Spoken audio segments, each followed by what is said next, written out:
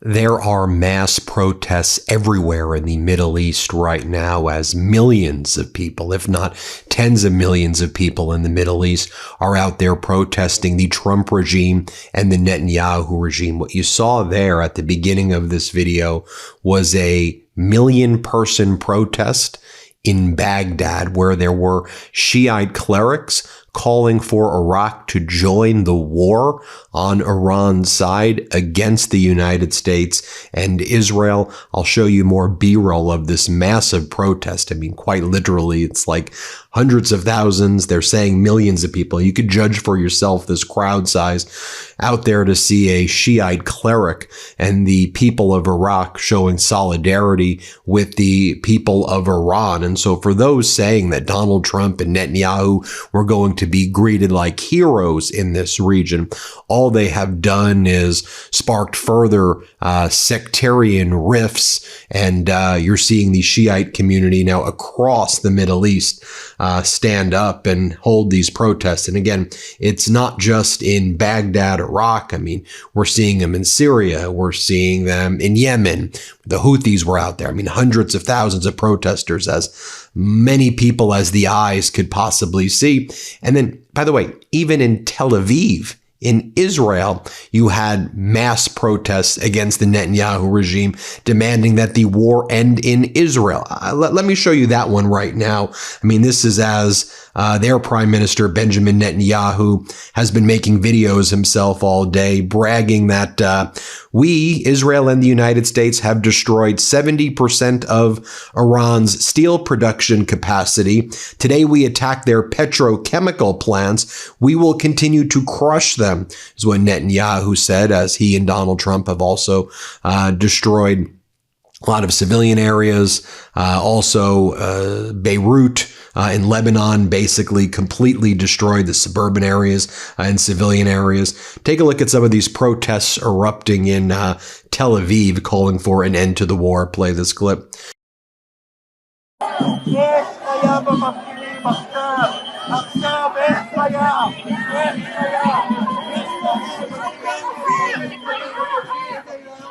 And here's how they were talking about it on Al Jazeera, these mass protests that are taking place in Tel Aviv right now. I just wanted to give you that perspective because you may not be hearing about that really anywhere else. Here, play this clip. Hundreds of people took to the streets in Israel on Saturday to demand an end to the war in Iran. Protesters gathered in Tel Aviv's main square, as well as in several major cities, including Jerusalem and Haifa. Demonstrations are held every Saturday against the Netanyahu government. Well, Rob McBride joins us now live from the Jordanian capital, Amman. Rob, so Israel has been coming under attack from Iran, from Hezbollah, and from the Houthis in Yemen. Meanwhile, we've heard an Israeli official saying that they're ready to hit Iranian energy facilities and that they're just waiting for the green light to be given from the U.S. What else are you learning about all this? I'll go back to Baghdad right now, and we'll turn the sound on for this one over here and show you again this massive crowd size. Let's play it. أيها الأحبة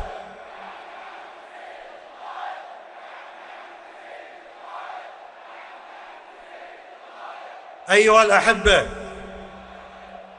أيها الأحبة أيها الأخوة الأعزاء.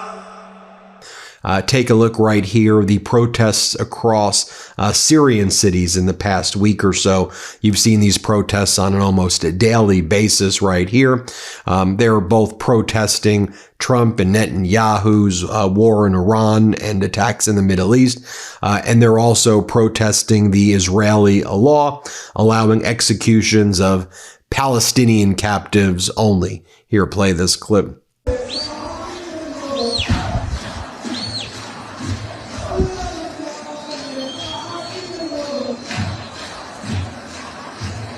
Now I'll show you this massive Houthi rally as the Houthis are getting prepared to potentially shut down the Red Sea as Trump's unlawful war in Iran continues to escalate. And again, I mean, Donald Trump believes that this is a sign of, that the people are submitting to his will.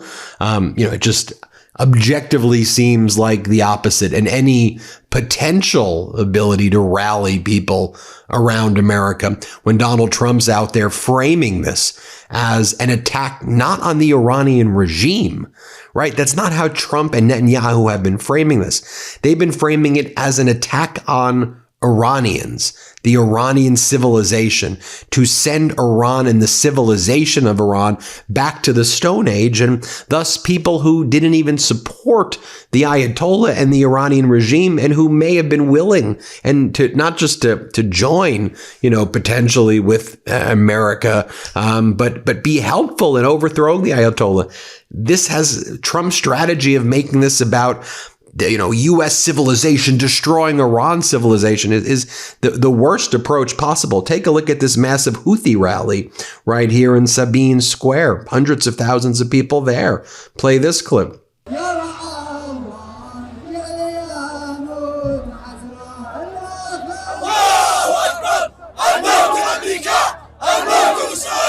Now, I'll give you this insight because I want to give you the perspective of people in this region. So this is Hassan T. Alassan. He is a senior fellow for Middle East policy at the International Institute of Strategic Studies.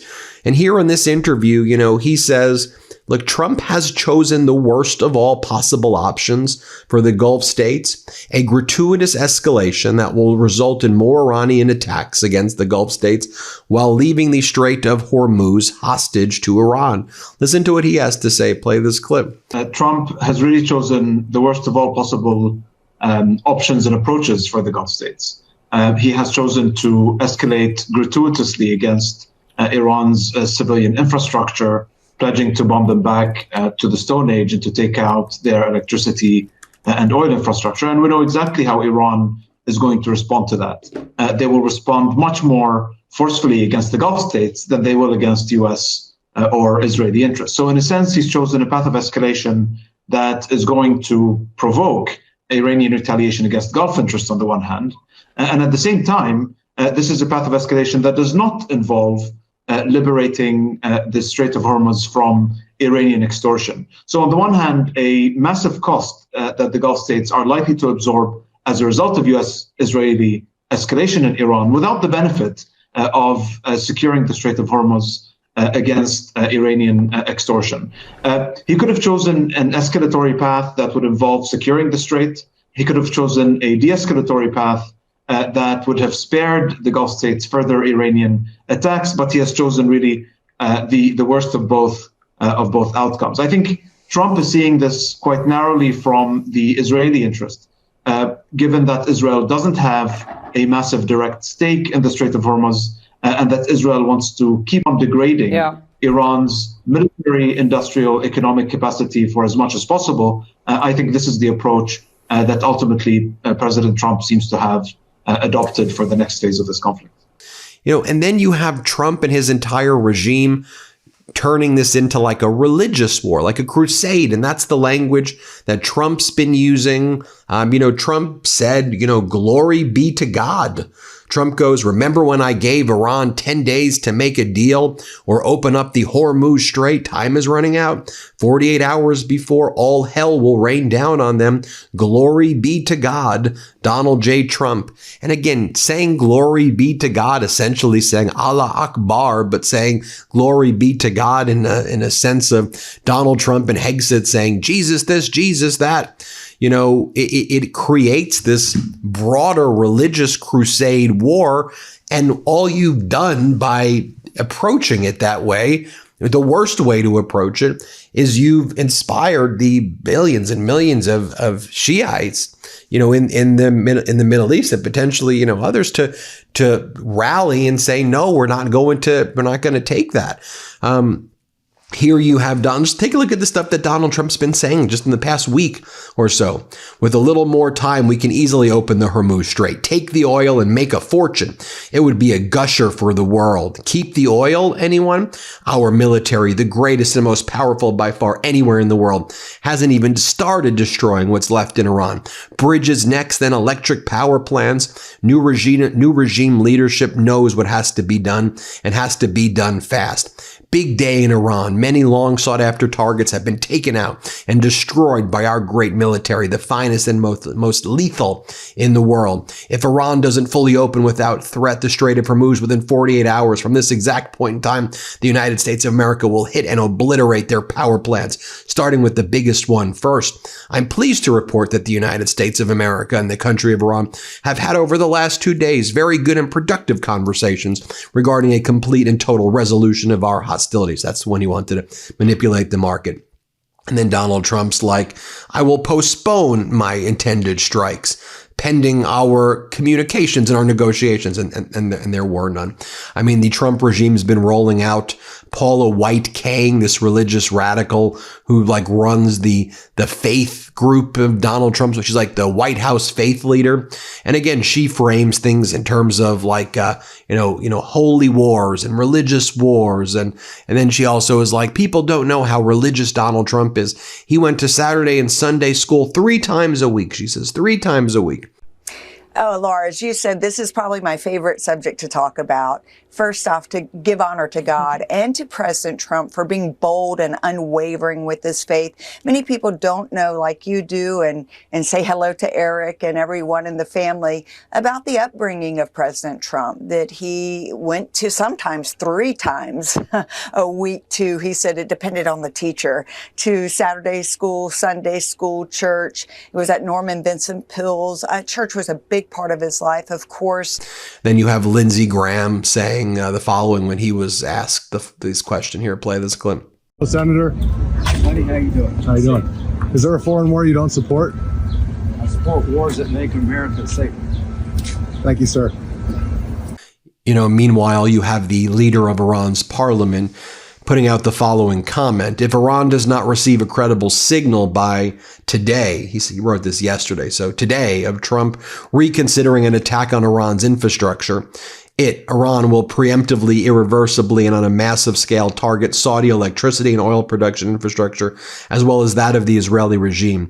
Iran has so far refrained from exercising this option in order to avoid entering an irreversible infrastructure war and a Ukrainization of the region. But the time for this restraint will end in the next 24 hours. The spokesperson for Iran's foreign ministry responds to Donald Trump's use of this civilization clash language and says, throughout history, Iranians have been the guardians of Verdansk and Cyprus. Today as well, every Iranian drawing from the deep-rooted wisdom embedded in their culture and a meaningful practice suited to their era plants a tree.